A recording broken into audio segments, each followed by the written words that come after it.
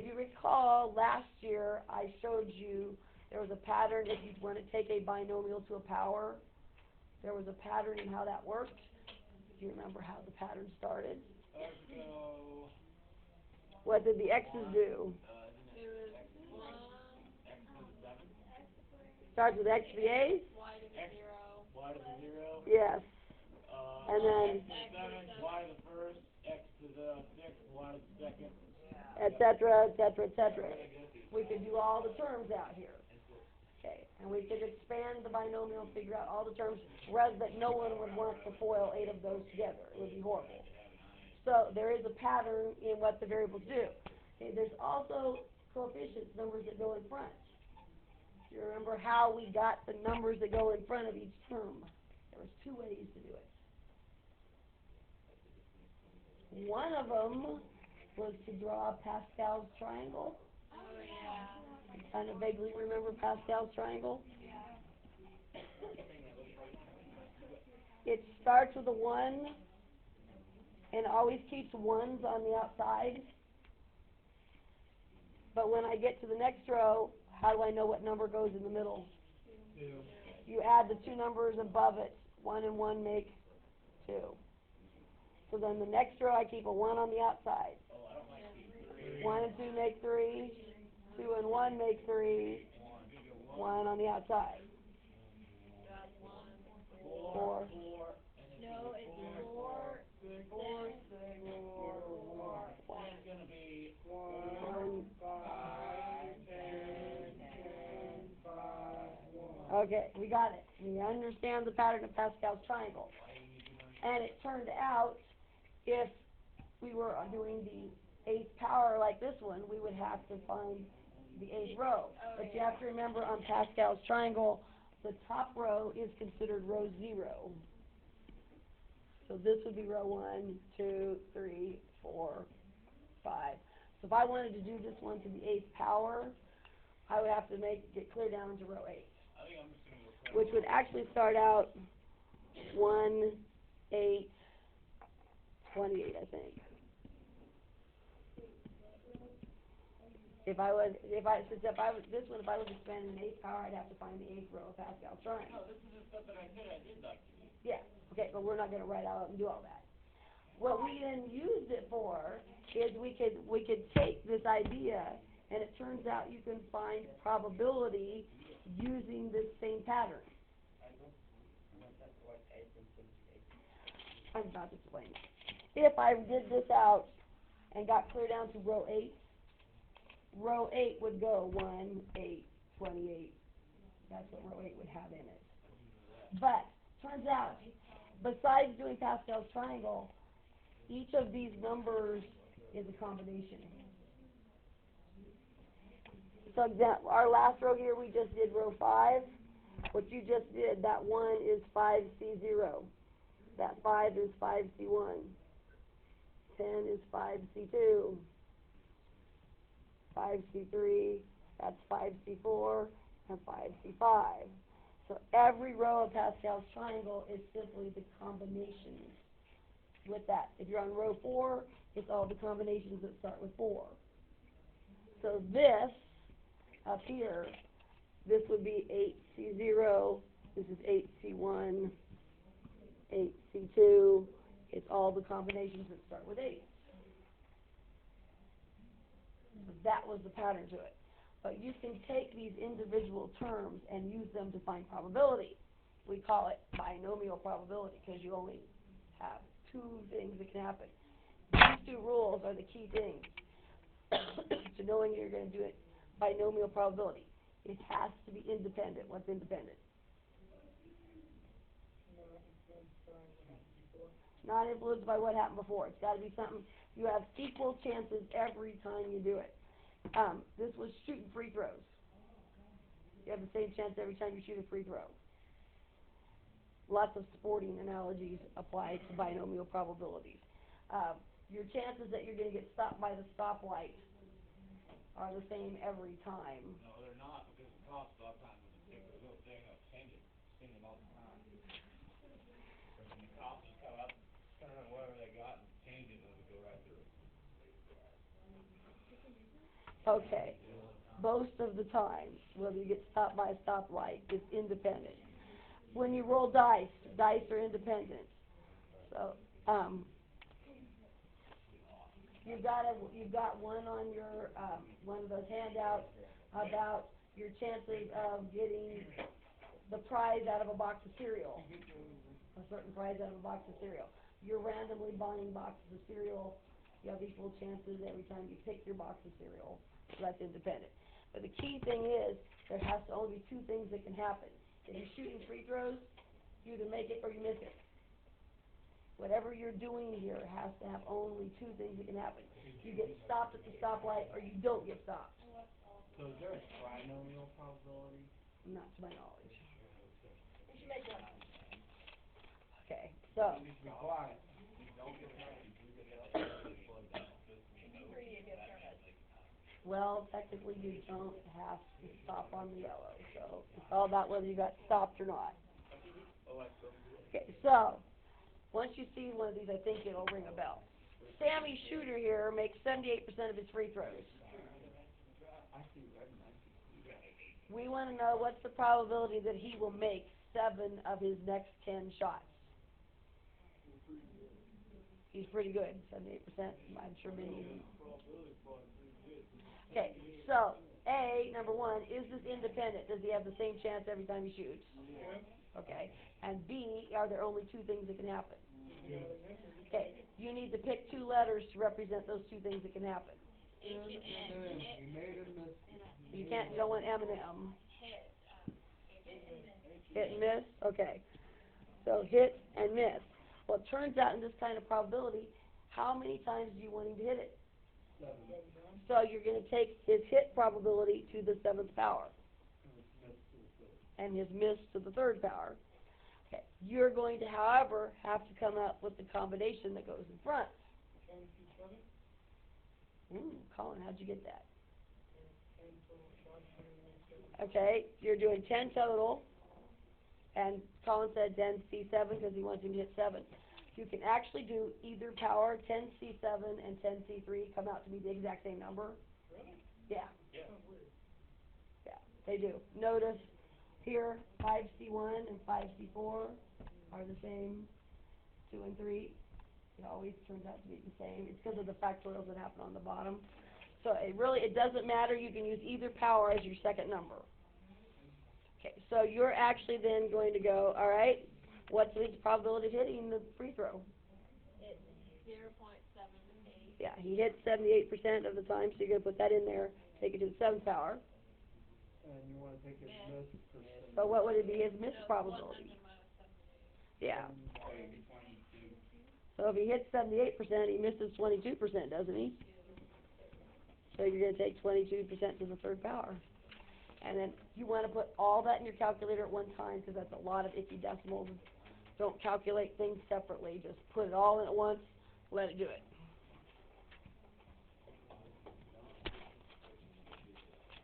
And that's not the same problem I have in my notes. I don't know the answer. So.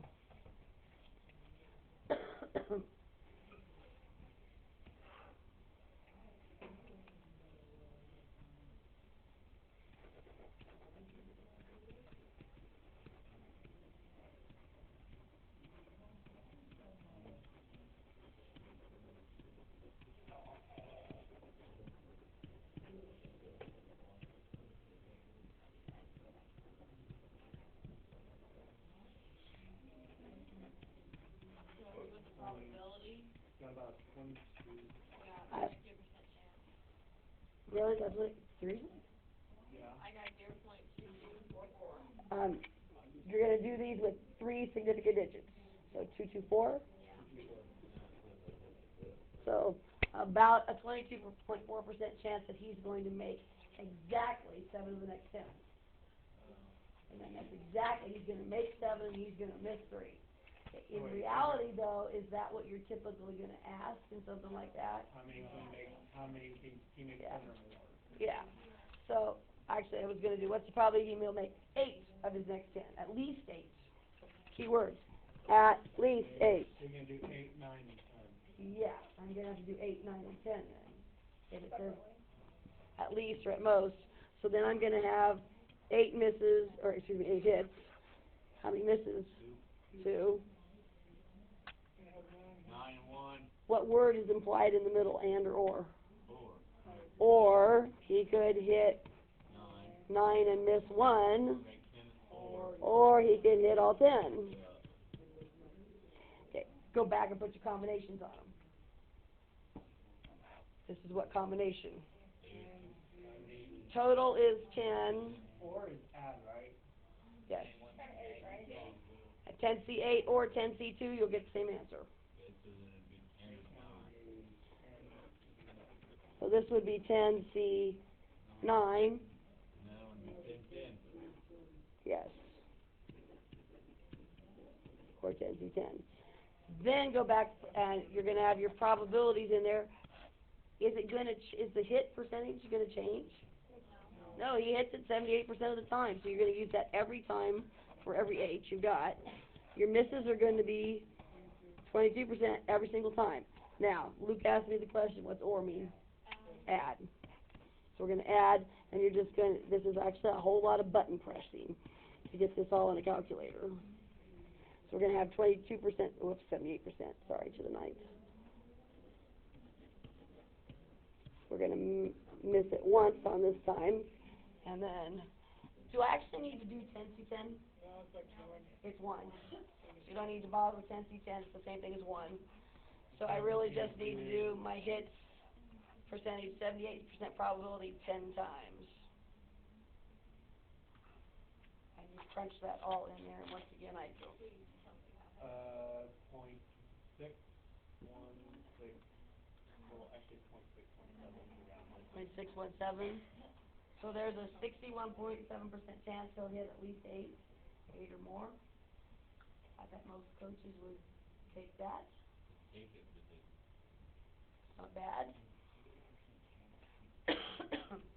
Okay. Does that make sense? 60% chance they shoot 80% of At least 8, yeah. That he hit at least 8. 61.7% chance that he'll hit at least 8 of them. Well, since he makes 78%, then yeah, that makes sense. Yeah, that makes sense. That's not bad. What if we did like make at least 4? Oh, you make at least 4 more? Yeah. Oh, then it's going to be a much higher percentage because as good a shooter as he is, there would be even more chances. Plus, if you did at least 4, think about how many more probabilities you got to add on to this. That would be a lot. Okay. Would that be a whole lot of fun to have to do at least 4 or more? No. Would you like to know that your calculator can do these for you? Without all the button pushing? Without all the button pushing, yes. Yeah, I would definitely like to know that. Okay, A number 1, I didn't even learn probability in high school at all. Just took college, and yeah, you had to button press it with just an ordinary scientific calculator at that point. Yeah. So you didn't have like the NCR thing that you just put in the calculator. You had to hand fix that. I don't think so. I think you had to know the factorial to punch in your calculator. Hey, I had a calculator that could do a factorial. That was pretty impressive. You can buy those for like. Yeah, I know. It changes dramatically. Okay, so now you will notice on your assignment sheet it says you have to do certain problems by hand and certain problems by calculator. Okay, you're gonna just whoa, I didn't want that at the moment. Okay, it's in the same place when we just did the normal curve stuff. So if you go to your scratch pad and you go menu, what would be the logical choice? Probability.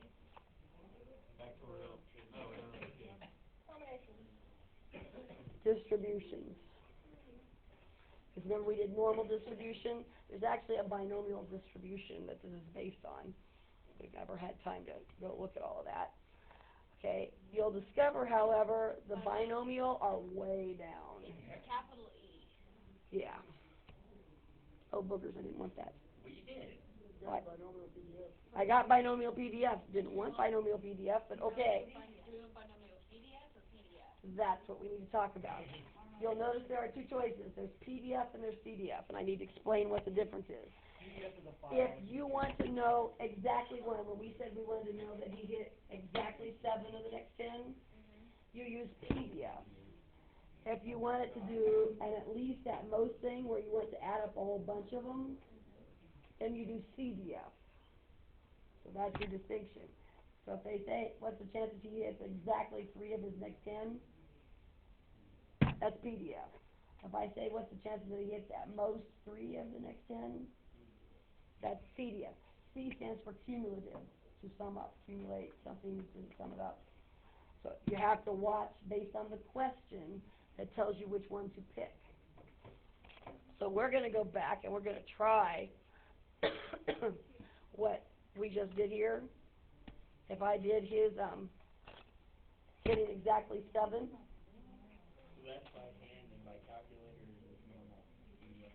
Yeah, by calculator I mean use the binomial PDF and CDF. So if I go back to this, I'd already picked PDF. So number of trials means, okay, how many times is he doing it? How many times is he shooting? 10. So you're going to say shooting 10 times. Probability. What's his chances that he'll hit it, his success? So that was his 78%. And it's going to be pretty close to 100, I guess. Yeah, you have to do his .7, yes. I'll put my 0 in front. Okay. X value, I don't know, that's kind of a weird thing to me. I know, and I don't know why it does that. How many times do we want him to hit it? 7. Well, don't go. Okay. And so then you'll see it say binomial PDF, and it's telling you 10 shots, 78% chance, you wanted him to hit 7.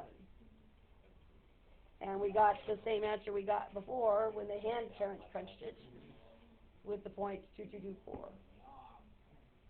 224. Said that wrong. Okay, now, there's something you have to know about the CDF that's kind of important. When the way the calculator is programmed, when you tell it to do a binomial CDF, it's going to ask you those 3 questions. You're going to say, oh, I wanted 10 shots, 78% chance. Okay. Okay. You have to tell it, yes, maybe I should just do it. Any probability 5. It's how far down? See, it won't let me do that. But no, I want CDF this time. PDF is the second one. Normal PDF? Binomial CDF. Okay, so now, suppose this is the one where we did, what's his chances he hits at least 8 of the next 10? This is the at least or at most kind. So we'd say, okay, he's got 10 trials. Probability is still 78%. Oops, didn't get my 7. Okay, what does it mean by lower bound and upper bound? So you want him to shoot from... So we wanted at least 8. And his highest amount would be 10.